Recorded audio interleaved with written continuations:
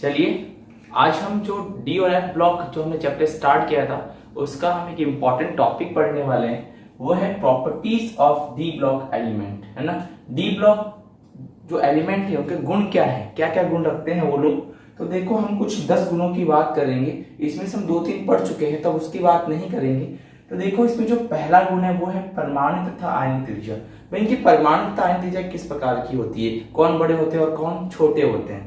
तो atomic and ionic radius.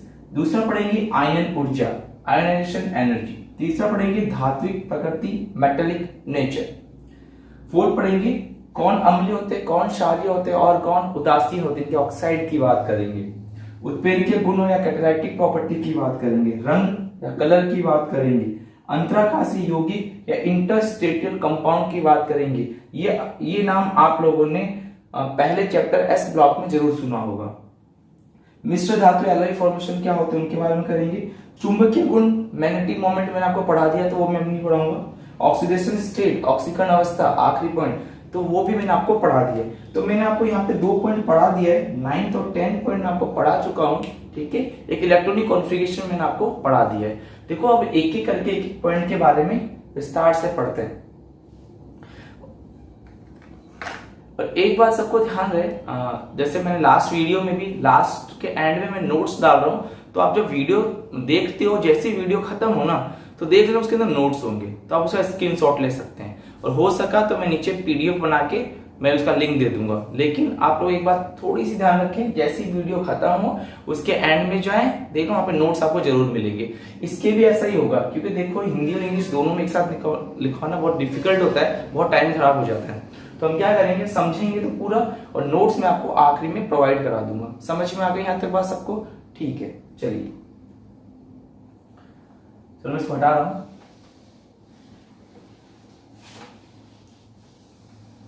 एक एक टॉपिक को लेते हैं और उसको समझते हैं।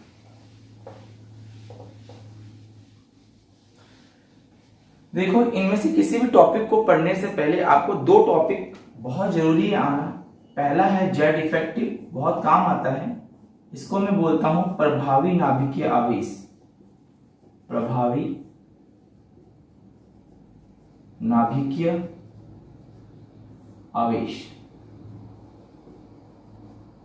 Effective nuclear charge.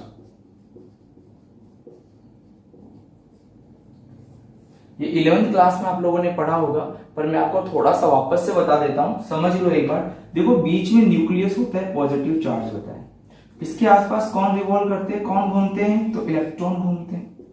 ठीक है, पॉजिटिव इस इलेक्ट्रॉन के बीच में क्या मिलता है आपको, अट्रैक्शन मिलता है, आपको आकर्षण मिलता है। ठीक है, देखो ये पॉजिटिव जितना ज्यादा इस इलेक्ट्रॉन को अपनी तरफ अट्रैक्ट करेगा वही क्या कहलाता है, प्रभावी नाभिकीय आवेश या इफेक्टिव न्यूक्लियर चार्ज। अब मुझे एक बात बताओ, मान लो इलेक्ट्रॉन यहां घूम रहा था, ठीक है। देखो पॉजिटिव इलेक्ट्रॉन क्या करेगा, अपनी तरफ अट्रैक्ट करेगा और अट्रैक्ट करके अपने पास ले आएगा, ये लेके आ गया। तो देखो अगर मैं बात करूं यहाँ पे डिस्टेंस की, दूरी की, तो पहले इलेक्ट्रॉन और न्यूक्लियस के बीच में इतना डिस्टेंस था, इसने इसको खींच के अट्रैक्शन करके अपने पास लेके आ गया, तो डिस्टेंस कम रह गया। इसका मतलब एटम की साइज पहले के मुकाबले क्या हो गई, कम हो गई। तो छोटी सी बात याद क्या रखोगे, अगर जेड इफेक्टिव बढ़ता है तो साइज क्या हो जाती है, कम हो जाती है। समझ में आ गई बात? वापस से देख लो, पॉजिटिव ने क्या किया, मानो पॉजिटिव बढ़ा है, ठीक है, न्यूक्लियस का चार्ज क्या बहुत ज्यादा है, तो वो नेगेटिव क्या करेगा, अपनी तरफ अट्रैक्ट करेगा। अट्रैक्ट करेगा तो साइज को क्या कर देगा, छोटा कर देगा। पहले इलेक्ट्रॉन यहां घूम रहा था, अब यहां घूमने लग जाएगा। तो पहले के मुकाबले डिस्टेंस क्या हो गई, दूरी क्या हो गई, रेडियस क्या हो गई, त्रिज्या क्या हो गई, कम हो गई। समझ में आ गई यहां तक बात? तो एक बात आपको ध्यान रखना है, अगर जेड इफेक्टिव बढ़ता है तो साइज कम हो जाती है। ठीक है, अब देखो ये पॉजिटिव चार्ज बढ़ाता कौन है, ये पॉजिटिव चार्ज बढ़ाते हैं प्रोटॉन प्लस न्यूट्रॉन। तो प्रोटॉन भी पॉजिटिव होता है, तो ये बढ़ा कौन रहा है, प्रोटॉन बढ़ाता है। इसका मतलब जितने ज्यादा न्यूक्लियस में प्रोटॉन होंगे उसका जेड इफेक्टिव उतना ही ज्यादा होता है। अब देखो पीरियोडिक टेबल में बात कर लेते हैं, इसको आप फटाफट नोट कर लो। देखो यहां पे मैं लिख लेता हूं, ये मेरी पीरियोडिक टेबल है, ठीक है। जब आप पीरियोडिक टेबल में लेफ्ट टू राइट जाते हो तो देखो ये 11th क्लास में आपने पढ़ रखा है, फिर भी देख लो, जेड इफेक्टिव इंक्रीज होता है क्योंकि नंबर ऑफ प्रोटॉन बढ़ने लग जाते हैं, और जेड इफेक्टिव बढ़ेगा तो साइज क्या हो जाएगा, कम हो जाएगा। आकार की बात कर रहे हैं यहाँ पे, साइज मतलब आकार, ठीक है। लेकिन ध्यान रखना, ऊपर से नीचे आते हैं तो कोश बढ़ते हैं, क्या बढ़ते हैं, कोश, ठीक है। तो जेड इफेक्टिव क्या हो जाता है, कम हो जाता है, लेकिन साइज क्या हो जाता है, बढ़ जाता है, ठीक है। तो आप इस बात का आराम से ध्यान रखें कि अगर मैं लेफ्ट टू राइट जाता हूं जेड इफेक्टिव बढ़ता है, साइज कम हो जाती है, लेकिन अप टू डाउन आने पे क्या होता है, नंबर ऑफ सेल बढ़ने लग जाती है। तो नंबर ऑफ सेल बढ़ेगा तो जेड इफेक्टिव इलेक्ट्रॉन के बीच में अट्रैक्शन क्या हो जाता है, कम हो जाता है, इसलिए साइज क्या हो जाती है, बढ़ जाती है। तो ये वाली बात आप ध्यान रखना। चलो नोट कर लो फटाफट। तो पहला तो आपको ये पता होना चाहिए, मैं इसको हटा रहा हूं, सारे नोट्स मिल जाएंगे आपको हैंड पे, सब समझ लो साथ साथ में, ठीक है। मैं मिटा रहा हूं।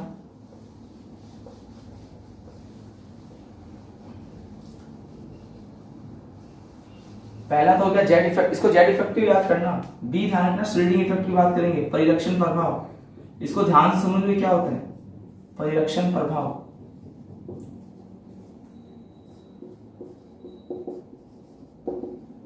श्रीडिंग इफेक्ट, देखो श्रीडिंग इफेक्ट को मैं आपको एक एग्जांपल से समझाता हूं। मान लो, ठीक है, पेन ले रहा था मैं एक्स्ट्रा। हाँ, एक एग्जांपल समझाता हूं। मान लो ये न्यूक्लियस है, ठीक है, क्या है ये, न्यूक्लियस, और ये एक इलेक्ट्रॉन, ये जो ब्लैक पेन है ये पहला इलेक्ट्रॉन है, ठीक है, और ये इलेक्ट्रॉन आउटर मोस्ट शेल में घूम रहा है, बाहरी कोश में घूम रहा है, ठीक है। तो क्या हो गया, मान लो ये मैं हूं, ठीक है, और मैं खाना खा रहा था, ठीक है, और जैसे गुलाब जामुन खाने लग गए, ये मेरा दोस्त आ गया, बोला मेरे को भी खाना, मेरे को खा ले भाई, तो ये ऐसे आके हम लोग बैठ गए, ठीक है। तो ये कहां पर है, अभी बाहरी कोश में बैठा हुआ है, ठीक है। चलो अभी आके तो घूमने लग गया, ठीक है भाई, बढ़िया है, आराम से। जैसे दोनों खाना खाने लग गए, एक तीसरा दोस्त आ गया, ये वाला, ठीक है। अब ये भी आके क्या बोला, यार मैं भी खाना खाऊंगा, मैंने कहा ठीक है खा ले। वो क्या बोला, मैं बीच में आके बैठूंगा। मैं कहा साइड में बैठ जा, कि नहीं मैं तो बीच में बैठूंगा। या कैसे बीच में बैठ गया।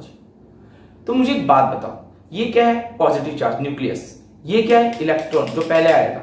अभी इलेक्ट्रॉन कहां गया, अंदर वाले कोश में, इनर ऑर्बिटल में आ गया, ठीक है। इससे हुआ क्या, तो मेरा तो अट्रैक्शन दोनों से है, लेकिन दोनों इलेक्ट्रॉन है, तो दोनों आपस में क्या करेंगे, क्या कर देंगे, रिपल्शन कर देंगे, प्रतिकर्षण कर देंगे, जिससे ये कहां चला जाएगा, दूर चला जाएगा। तो मुझे एक बात बताओ, पहले इतना पास था, किसी के आने से कहां चला गया, दूर चला गया, तो बताओ दूरी क्या हो गई, बढ़ गई। बस यही आपको समझाना था मुझे। देख लो एक बार, समझ लो। मान लो ये पॉजिटिव चार्ज है, ये इनर ऑर्बिटल है, इनर ऑर्बिटल है, आंतरिक कोश है,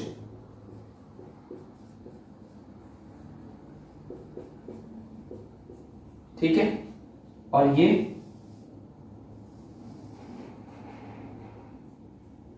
बाह्यतम कोश, बाह्यतम कोश, आउटर मोस्ट ऑर्बिटल या आउटर मोस्ट शेल बोल दो, ठीक है। इनर ऑर्बिटल या इनर मोस्ट शेल बोल दे की बात है। यहां पर इलेक्ट्रॉन, समझ में आ गई बात, ठीक है। अब हुआ क्या, देखो हम दोनों के बीच में यहां पर क्या है, अट्रैक्शन, अट्रैक्शन, आकर्षण, और एक इलेक्ट्रॉन आया, ठीक है, वो कहां आया, इनर ऑर्बिटल में आया। कहां आया, इनर ऑर्बिटल। देखो मैं इंडिकेट कर देता हूं, कहां आया ये, इनर ऑर्बिटल में आया। समझ में आ गई बात।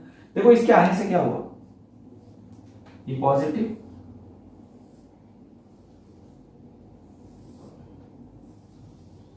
देखो एक इलेक्ट्रॉन तो ऑलरेडी था, एक इलेक्ट्रॉन और आ गया, कहां आ गया, इनर ऑर्बिटल में। और तुम खुद देखो यहां पर क्या है, अट्रैक्शन, आकर्षण है, यहां पे, यहां पर भी क्या है, आकर्षण है, अट्रैक्शन है। लेकिन एक बात बताओ, इन दोनों इलेक्ट्रॉन के बीच में क्या हो जाएगा, रिपल्शन हो जाएगा, क्योंकि सेम चार्ज है। यहां क्या हो गया, रिपल्शन, प्रतिकर्षण हो गया। इसी को हम क्या बोलते हैं, शील्डिंग इफेक्ट। प्रतिकर्षण से हुआ क्या, तो बताओ इलेक्ट्रॉन कहां चला जाएगा, दूर चला जाएगा। तो बताओ पहले इलेक्ट्रॉन का डिस्टेंस इतना था, अब इलेक्ट्रॉन कहां चला जाएगा, यहां जाएगा, दूर आ जाएगा। दूर आने से बताओ डिस्टेंस क्या हो जाएगी, बढ़ जाएगी। तो मैं ये मान लेता हूं इलेक्ट्रॉन यहां दूर आ गया, अब ये इलेक्ट्रॉन कहां गया, यहां। अब पहले के मुकाबले डिस्टेंस क्या हो गई, बढ़ गई। समझ में आ गई बात। तो ध्यान रखना दूरी बढ़ गई या फिर रेडियस या त्रिज्या क्या हो गई, बढ़ गई। तो मुझे एक बात समझ में आ गई कि अगर शील्डिंग इफेक्ट होता है क्या है कि भाई जब इनर ऑर्बिटल में आंतरिक कोश में कोई इलेक्ट्रॉन आता है तो वो आउटर मोस्ट शेल के बाह्यतम कोश के इलेक्ट्रॉन को क्या करता है, प्रतिकर्षण करता है। मैं हिंदी में दोहराता हूं, जब कोई इलेक्ट्रॉन आंतरिक कोश में आता है तो बाह्यतम कोश के इलेक्ट्रॉन को क्या कर देता है, प्रतिकर्षित कर देता है, जिससे एटम का साइज, परमाणु का साइज, उसकी त्रिज्या क्या हो जाती है, बढ़ जाती है। इंग्लिश में सुन लो भाई, क्या बोलेंगे, जब कोई एटम में इनर ऑर्बिटल में कोई इलेक्ट्रॉन आता है तो आउटर मोस्ट के इलेक्ट्रॉन को क्या करता है, रिपेल करता है। ठीक है, उसके रिपेल करने से एटम की साइज या उसकी रेडियस क्या हो जाती है, बढ़ जाती है। समझ में आगे बात। यहां पर हमने दो फैक्टर पढ़े, जेड इफेक्टिव क्या कर रहा है, साइज को बढ़ता है तो कम करता है, शील्डिंग इफेक्ट बढ़ता है तो साइज क्या होती है, बढ़ती है। ठीक है, तो ये दोनों चीजें आप लोग याद रखना। चलिए अब मैं हटा देता हूं।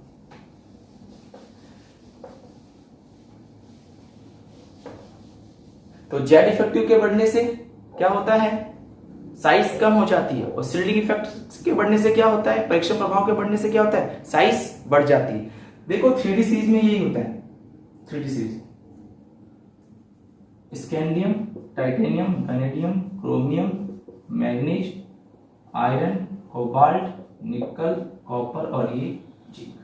देखो होता क्या है, एक बात तो मैं जानता हूं, अगर पीरियोडिक टेबल में लेफ्ट से राइट जाया जाए तो साइज क्या होती है, कम होती है। कंफर्म है, क्योंकि मैंने पहले पढ़ रखा है, क्योंकि लेफ्ट टू राइट जाओगे एटॉमिक नंबर बढ़ेगा, और अगर एटॉमिक नंबर बढ़ेगा तो नंबर ऑफ प्रोटॉन बढ़ेंगे, प्रोटॉन बढ़ेंगे तो जेड इफेक्टिव बढ़ेगा और साइज क्या हो जाएगी, कम हो जाएगी। तो ऐसा होना चाहिए था। तो देखो यहां से यहां तक तो ऐसे ही होता है कि भाई जेड इफेक्टिव बढ़ता है, ठीक है, इसलिए साइज भी क्या होती है, बढ़ती, सॉरी बढ़ती। समझ में आती बात। लेकिन होता क्या है, जैसे इन वाले एलिमेंट में आता है यहां तक, यहां पर क्या हो जाती है, साइज सेम हो जाती है इनकी, साइज क्या हो जाती है, आकार क्या हो जाती है, साइज अप्रोक्स सेम, आकार लगभग समान हो जाता है। भाई क्या मतलब हुआ, देखो यहां पर एक साथ दो फैक्टर काम कर रहे हैं। पहला देखो जेड इफेक्टिव भी बढ़ रहा है और परीक्षण प्रभाव भी बढ़ रहा है, तो मैंने कहा यहां पे जेड इफेक्टिव भी बढ़ता है और कौन बढ़ता है, परिरक्षण प्रभाव भी बढ़ता है, शील्डिंग इफेक्ट ये भी बढ़ता है। लेकिन होता है देखो बढ़ते तो दोनों है, लेकिन बोले ज्यादा कौन बढ़ता है, तो जेड इफेक्टिव बढ़ता है।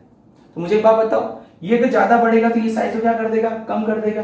यहां आता है दोनों क्या हो जाते हैं, लगभग दोनों के इफेक्ट क्या हो जाते हैं, बराबर आ जाते हैं। शील्डिंग इफेक्ट क्या हो जाता है, परीक्षण प्रभाव क्या होता है, दोनों बराबर हो जाते हैं। लेकिन एक टाइम ऐसा आता है कि इन वाले एलिमेंट में जेड इफेक्टिव ज्यादा कौन सा इफेक्ट मिल जाता है, शील्डिंग इफेक्ट मिल जाता है, परीक्षण प्रभाव ज्यादा हो जाता है। तो एक बात बताओ, अगर वो ज्यादा हो जाएगा तो बताओ साइज क्या हो जाएगी, इंक्रीज हो जाएगी। अब वापस सुन लेना ध्यान से, ठीक है। एक घर में दो बेटे हैं, ठीक है।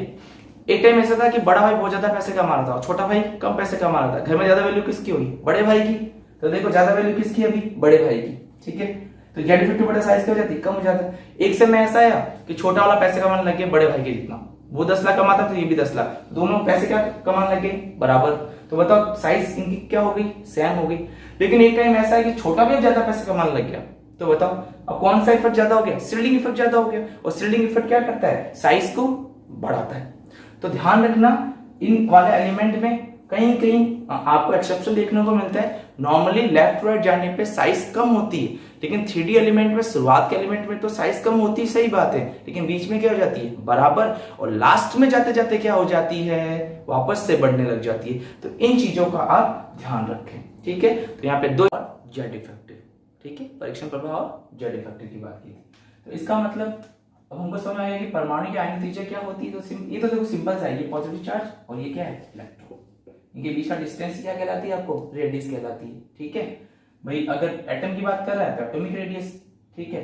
अगर मान लो कोई आयन है तो क्या हो जाएगा, आयनिक रेडियस है, आयनिक त्रिज्या, ठीक है। तो इस साइज का थोड़ा सा ध्यान रखना, एग्जाम में पूछा जाता है कि शुरुआत के एलिमेंट में क्या होता है, साइज कम होता है, क्यों, क्योंकि जेड इफेक्टिव बढ़ता है। बीच वाला क्या हो जाता है, सेम हो जाता है। ऐसा क्यों होता है, क्योंकि जेड इफेक्ट और स्लीडिंग इफेक्ट दोनों क्या हो जाते हैं, इक्वल हो जाते हैं। और लास्ट में वापस से क्या होता है, परीक्षण प्रभाव स्लीडिंग इफेक्ट बढ़ता है तो साइज क्या हो जाती है, इंक्रीज हो जाती है। समझ में आ गई बात। चलो जी नेक्स्ट बात करते हैं, हटा रहा हूं मैं इसको।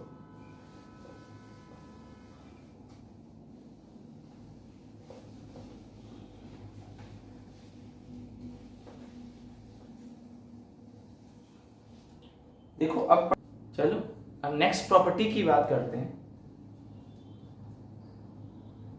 Ionisation energy. देखो आयोनाइजेशन एनर्जी, आयनन ऊर्जा क्या होती है, समझो ध्यान से। देखो ये पढ़ा हुआ आपके, है ना। होता है क्या, ये पॉजिटिव चार्ज और ये न्यूक्लियस है और ये क्या है, इलेक्ट्रॉन। ये कौन सा इलेक्ट्रॉन है, ये आउटर मोस्ट वाला इलेक्ट्रॉन है, आउटर मोस्ट शेल का, ये आउटर मोस्ट शेल का इलेक्ट्रॉन। समझ में आ गई बात। तो देखो ये तो जानते हो ये क्या होती है, न्यूक्लियस से लेकर लास्ट वाले इलेक्ट्रॉन के बीच की रेडियस होती है। अब होता क्या है, आयनन ऊर्जा में होता है क्या है, मुझे इस वैलेंस शेल के इलेक्ट्रॉन को, इस लास्ट वाले इलेक्ट्रॉन को, आउटर मोस्ट शेल वाले इलेक्ट्रॉन को बाहर निकालना है। क्या करना है, बाहर निकालना, ठीक है। इसको बाहर निकालने के लिए मैं जितनी एनर्जी देता हूं ना, वही क्या कहलाती है, आयोनाइजेशन एनर्जी। और ध्यान रखना, एटम लेते हैं, आइसोलेटेड सिस्टम लेते हैं, आइसोलेटेड गैसियस एटम लेते हैं, विलगित गैसीय परमाणु, ठीक है। तो आयोनाइजेशन एनर्जी क्या होती है कि भाई कोई भी आइसोलेटेड गैसीय एटम हो, विलगित गैसीय परमाणु हो, जिसके बाह्यतम कोश में से, जिसके आउटर मोस्ट, कौन सा कोश है ये, बाह्यतम कोश, बाह्यतम कोश, आउटर मोस्ट सबसे लास्ट वाला कोश, उसमें से जो सबसे लूजली इलेक्ट्रॉन होता है, जो सबसे कमजोर इलेक्ट्रॉन जुड़ा होता है, उसको बाहर निकालने की जो एनर्जी देते हैं वही क्या कहलाती है, आयनन ऊर्जा, ठीक है। समझ में आ गई बात सभी को। चलो यहाँ पे एनर्जी लेते हैं अपन किलो जूल पर मोल में, ये बात भी ध्यान रखना, ठीक है। देखो यहाँ पे मैं आपको कुछ चीज समझा रहा हूं, आप समझ लेना आराम से, तो आपको समझ में आ गया होगा कि आयनन ऊर्जा या आयोनाइजेशन एनर्जी क्या होती है। भाई कोई भी एटम है, उसके वैलेंस शेल में से या बाह्यतम कोश में से या आउटर मोस्ट शेल में से एक लूजली बाउंडेड इलेक्ट्रॉन, कोई ढीले जुड़ा हुआ इलेक्ट्रॉन को निकालने के जो एनर्जी देते हैं वो क्या कहलाती है, अपनी आयन ऊर्जा या आयोनाइजेशन एनर्जी। इसकी यूनिट क्या होती है, किलो जूल पर मोल, ठीक है, क्योंकि आप एनर्जी की बात कर रहे हैं। चलो मैं मिटाता हूं। अब देखो कुछ चीजें समझ लो। देखो यहां पर पहला है जेड इफेक्टिव क्या इफेक्ट करता है, तो ध्यान रखना, अगर जेड इफेक्टिव बढ़ेगा, इसको मैं शॉर्ट में आईई भी बोलता हूं, तो ये भी बढ़ेगा, ठीक है। तो ऐसा क्यों बोल दिया, क्यों, सिंपल सी बात है, तुम खुद समझ लो। ये पॉजिटिव और ये कौन है, इलेक्ट्रॉन है। एक बात बताओ, पॉजिटिव जितना ज्यादा होगा, यहाँ पे इलेक्ट्रॉन के प्रति इसका अट्रैक्शन क्या होगा, उतना ही ज्यादा होगा। बताओ अगर अट्रैक्शन उतना ही ज्यादा होगा तो क्या अगर आप इलेक्ट्रॉन को आसानी से निकाल सकते हो क्या, नहीं, क्यों नहीं निकाल सकते, क्योंकि पॉजिटिव ने इसको बहुत ही टाइटली पकड़ के रखा है, ये छोड़ेगा ही नहीं। तो आपको क्या देनी पड़ेगी, ज्यादा एनर्जी देनी पड़ेगी, और जितनी ज्यादा एनर्जी दोगे तो आई उतनी ही क्या बढ़ेगी, आयनन ऊर्जा बढ़ जाएगी। तो कुल मिला के जेड इफेक्टिव बढ़ता है तो आई क्या होती है, बढ़ती है।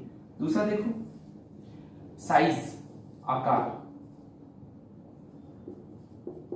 आकार के इनवर्सली प्रोपोर्शनल होता है, कौन, आई। क्यों भाई, एक बार बताओ, पॉजिटिव यहाँ है और साइज बहुत ज्यादा बड़ा है, तो बताओ ये पॉजिटिव इलेक्ट्रॉन को इतना ज्यादा अट्रैक्ट नहीं कर पाएगा, तो कम एनर्जी दोगे तो इलेक्ट्रॉन ये आराम से निकल जाता है, क्योंकि यहाँ पे अट्रैक्शन क्या है, बहुत ही कम है। तो ये दो फैक्टर आप लोग याद रखना, ठीक है। तीसरा शिल्डिंग इफेक्ट पढ़ाया था, परिरक्षण प्रभाव, और परीक्षण प्रभाव में भी जानते हो साइज क्या होती है, बढ़ती है। अगर वो साइज बढ़ेगी तो आई क्या हो जाती है, कम हो जाती है, ये भी कम हो जाती है। समझ में आ गई बात। लेकिन एक बात ध्यान रखना, फोर्थ पॉइंट, ये आपने पढ़ा होगा क्लास में, तो 11th क्लास में, कि जो हाफ फील्ड और फुली फील्ड ऑर्बिटल होते हैं, हाफ फील्ड और फुली फील्ड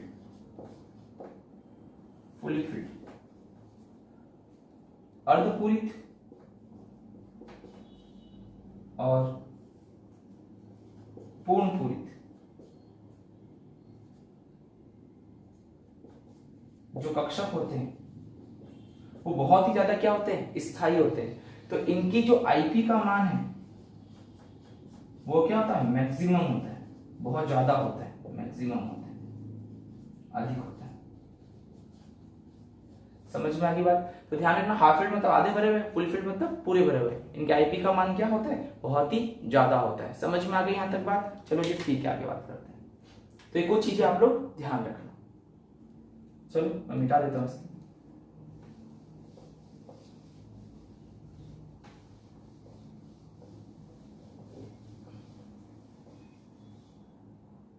तो देखो, आईपी के मान की बात कर रहे थे। जैसे अगर मैं बात करूं, मैं बात कर लेता हूं जिंक की। जिंक का क्या होता है बोलो, आर्गन 3d10 और 4s2। तो देखो ये एक फुली फिल्ड ऑर्बिटल है, ठीक है। तो इसकी आईपी का मान क्या होता है, ज्यादा होता है। ये कैसा है, देखो पूरा भरा हुआ, डी में भी 10 इलेक्ट्रॉन और एस में भी कितने, 2 है। तो ये क्या है, पूरा भरा हुआ, पूरी थे, फुली फिल्ड है, ठीक है। समझ में आ गई बात? लेकिन ध्यान रखना, क्रोमियम और कॉपर की सेकंड आईपी का मान ज्यादा होता है। कौन सा आईपी का मान ज्यादा होता है, सेकंड आईपी का। अब सेकंड आईपी का मतलब क्या है कि दूसरा इलेक्ट्रॉन जब निकालोगे तो किसमें ज्यादा एनर्जी देनी पड़ती है, क्रोमियम और कॉपर में। क्योंकि सिंपल तरीका आप जानते हैं, क्रोमियम का बोलो इलेक्ट्रॉन कोएफिशिएंट क्या होता है, 3d5 4s1। तो देखो जब ये एक इलेक्ट्रॉन निकाल देते हो तो ये तो आराम से निकल जाता है, लेकिन जैसे दूसरा इलेक्ट्रॉन निकालने जाओगे तो देखो इसके पास कैसा ऑर्बिटल आ गया, हाफ फील्ड। समझ में आ गई बात? तो इसकी सेकंड आईपी का मान किसका ज्यादा होता है, क्रोमियम का। कॉपर में भी ऐसे ही होता है, एस में एक इलेक्ट्रॉन होता है और डी क्या हो जाता है, 10, तो उसमें पूरित हो जाता है, भरा हुआ हो जाता है पूरा। समझ में आ रही है यहां तक बात? चलो जी ठीक है, मैं मिटा देता हूं। तो नेक्स्ट पॉइंट की बात करते हैं। तो ये थोड़ा सा ध्यान रख लेना आप, इसके बारे में पूछे जाते सवाल है। चलो अब हम नेक्स्ट पॉइंट की बात करते हैं, वो है मेटेलिक प्रॉपर्टी। थर्ड पढ़ेंगे हम मेटेलिक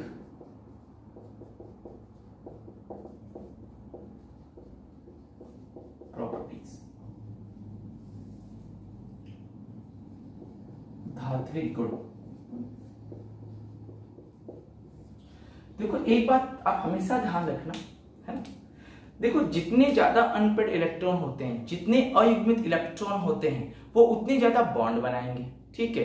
तो मुझे एक बात बताओ, वो जितने ज्यादा बॉन्ड बनाते हैं, और अगर कोई भी एटम जैसे ये है, मान लो ये बहुत ज्यादा अगर बॉन्ड बनाएगा तो सारे के सारे एटम क्या रहेंगे, क्लोज रहेंगे। और ये कौन सी फॉर्म में होंगे, सॉलिड स्टेट में होंगे, ठोस अवस्था में मिलते हैं, और ये मेटल फॉर्म में आ जाते हैं। ध्यान रखना, जितने ज्यादा अयुग्मित इलेक्ट्रॉन होंगे, अयुग्मित इलेक्ट्रॉन होंगे,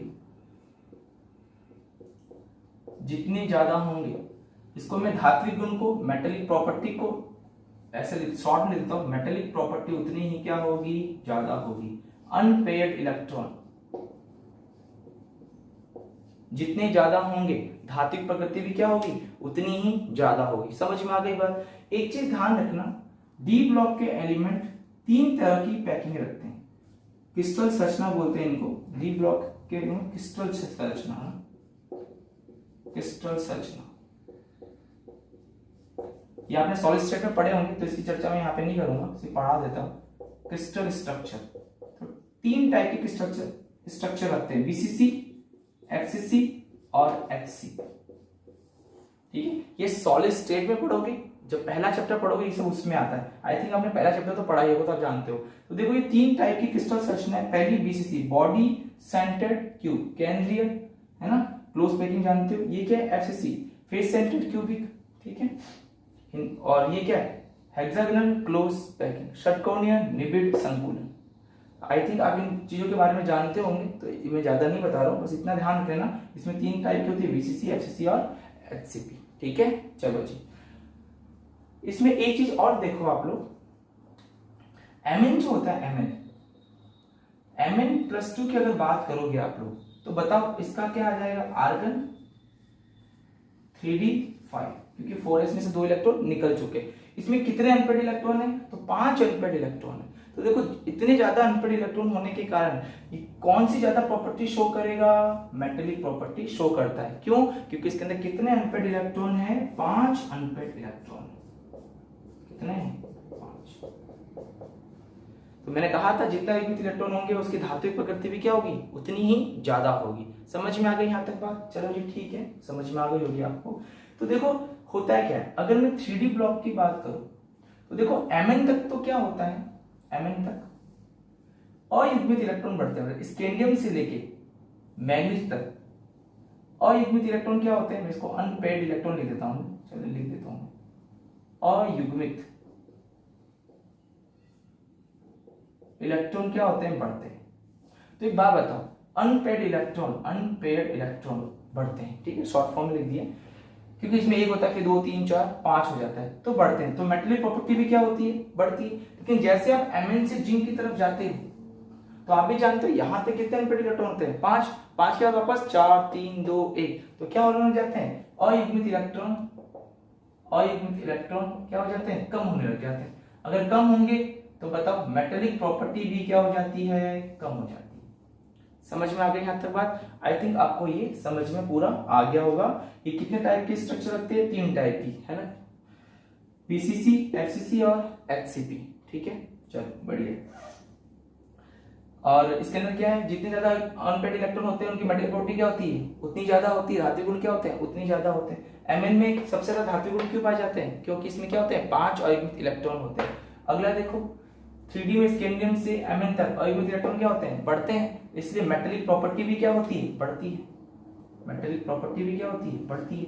लेकिन Mn से जिंक तक जाने पे अयुग्मित इलेक्ट्रॉन क्या हो जाते हैं? कम हो जाते हैं। इसलिए मेटेलिक प्रॉपर्टी भी क्या हो जाती है? कम हो जाती है। समझ में आ गई यहां तक बात? चलो जी ठीक है, आगे बात करते हैं। तो ये तो हो गया मेटेलिक प्रॉपर्टी।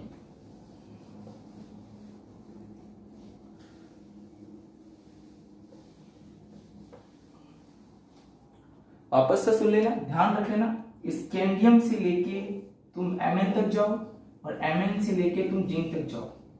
जब तुम ऐसा करते हो तो बताओ यहां पर अयुग्मित इलेक्ट्रॉन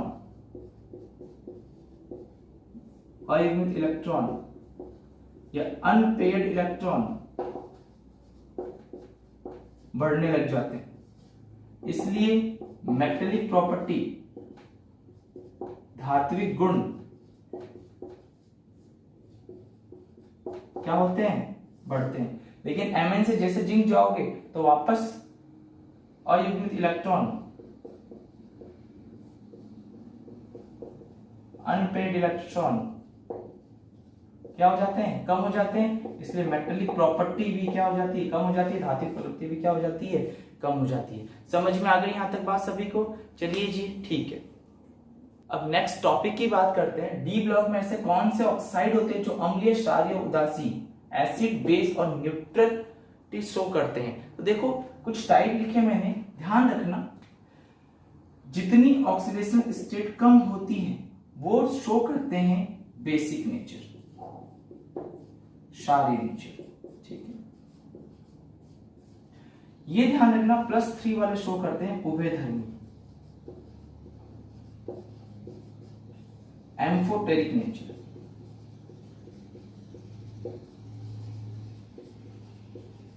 और ध्यान रखना जो हाइयर ऑक्सीडेशन स्टेट वाले होते हैं वो शो करते हैं एसिडिक नेचर,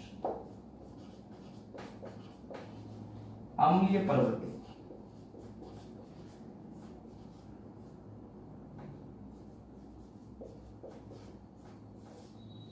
समझ में आ गई यहां तक बात? मैं वापस बता देता हूं। अगर ऑक्सीजन स्टेट +2 वाले हैं, मतलब कम वाले, तब तो कैसा नेचर दिखाएंगे? क्षारीय या बेसिक। देख लो, आपको मैंने शायद आपको ये निकालना आता होगा कि इस तरह कैसे निकाला है ऑक्सीजन स्टेट। मैं आपको सिखा देता हूँ निकालना। देखो मुझे टीआई का निकालना है। एक ऑक्सीजन भी कितना होता है? -2। देखो जिसका निकालना होता है ना, जैसे मैं टीआईओ का निकाल कर सिखा देता हूँ। इसका निकाल, इसको x मान लो। एक ऑक्सीजन में कितना चार्ज होता है? -2 इक्वल्स टू कोई चार्ज नहीं तो 0, यहाँ पे कुछ नहीं तो 0 कर देंगे, इक्वल्स टू 0 कर दो। x बराबर कितना आ गया? +2। जैसे मुझे MnO का निकालना है तो बताओ Mn को क्या मान लूंगा? x। ऑक्सीजन कितना था? -2 इक्वल्स टू 0, तो बताओ यहाँ पे x इक्वल्स टू कितना आ गया? +2। सीख गए? चलो बताओ यहाँ पर V2 कितने? 2 है, तो V2 का निकालना है तो यहाँ पे 2x मानना पड़ेगा, ठीक है। माइनस एक ऑप्शन कितना होता है -2, 3 पे -6, तो बताओ जब x, तो मैं इसको क्या लिख सकता हूँ, चलो मैं थोड़ा सा अच्छे से कर देता हूँ इसको, थोड़ा सा एक एक करके बता देता हूँ, एक बार आप नोट कर लो फिर मैं एक एक करके बता देता हूँ, जगह मेरे पास नहीं है इतनी। ये दोनों आप समझ गए ना ये वाला, चलो अब मैं इसको समझाता हूँ, इसको मैं मिटा देता हूँ। देखो मैं V2O3 का निकाल के सिखा देता हूँ आपको। देखो V2O3 का कैसे निकाला, कितने 2 हैं तो 2x मान लेंगे, एक ऑप्शन पे -2 तो 3 पे -6 इक्वल्स टू कितना करना है 0, तो 2x इक्वल्स टू 6, x बराबर कितना आ गया 6/2 इक्वल्स टू प्लस का 3, कितना है देखो प्लस का 3। इसी तरह निकाल लोगे, सेम ही है, 2x मान लेना, ठीक है। चलो ये कैसे निकाला, x मान लो, एक ऑप्शन पे -2 तो 2 पे कितना हो जाएगा -4 equals to 0, x equals to plus का 4, कर लोगे, ये कर लोगे CR वाला, ये भी इसी देखो इजी है, देखो इसका x मान लो -6 हो जाएगा 0, x बराबर कितना आ गया प्लस का 6, ठीक है। इसको देखो ये कर सकते हो आराम से, m * कितना है 2x इक्वल्स -14 इक्वल्स टू 0, तो देखो यहाँ पे x इक्वल्स टू कितना आ जाएगा 14/2 इक्वल्स टू प्लस का 7, तो ये भी आप आराम से कर सकते हो। तो देखो यहाँ पर हमने कुछ प्रॉपर्टीज की बात की। पहली कौन सी प्रॉपर्टी हमने पढ़ी है, रेडियस के बारे में, त्रिज्या के बारे में, आयनिक और परमाणुक त्रिज्या के बारे में, ठीक है। जो हमने दूसरी पढ़ी थी वो दूसरी कौन सी पढ़ी थी, आयनन ऊर्जा या आयनाइजेशन एनर्जी के बारे में। तीसरी हमने क्या पढ़ी थी, धात्विक प्रवृत्ति के बारे में, धात्विक गुण के बारे में, मेटेलिक प्रॉपर्टी के बारे में। चौथी कौन सी पढ़ ली हमने, एसिड बेस और न्यूट्रल के बारे में पढ़ लिया। समझ में आ गई यहाँ तक बात, चलिए जी ठीक है।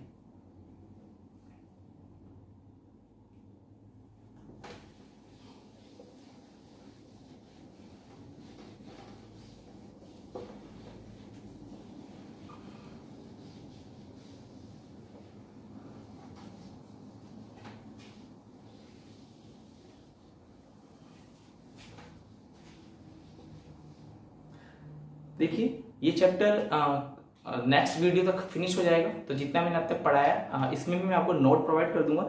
मैं एक बार आपको फिर से समझा देता हूँ, मैं जो भी वीडियो बनाऊंगा उसके आखिरी में नोट्स रहेंगे, तो आप उनका स्क्रीनशॉट ले लेना। समझ में आ गई बात, वो बाकायदा लिखे हुए नोट्स हैं, कोई दिक्कत वाली बात नहीं है। हिंदी इंग्लिश दोनों में रहेंगे, पहले हिंदी का चल सकता है और बाद में इंग्लिश का चल सकता है, या पहले इंग्लिश का चलेगा या बाद में हिंदी का चलेगा, ठीक है। तो आप जो भी नोट्स हो उसको आप स्क्रीनशॉट ले लो और आप लोग उसको नोट करते चलना, ताकि आपको नोट्स की कोई दिक्कत नहीं आए। और मैं समझा तो रहा है, ठीक है, मैं जो समझा रहा हूँ वो ज्यादा इंपॉर्टेंट है, उसको आपको नोट्स बना के लिखना है। तो इसके बाद में नोट्स को पढ़ लो एक बार, या नोट्स को देख के पहले उसके नोट्स को उतार लो। तो आपकी जो इच्छा आप वो पहले कर लेना, ठीक है। और ज्यादा से ज्यादा अगर आप जुड़ना चाहते हैं तो मेरे चैनल को लाइक कीजिए, सब्सक्राइब कीजिए और शेयर कीजिए। चलो अब हम नेक्स्ट टॉपिक की बात करेंगे।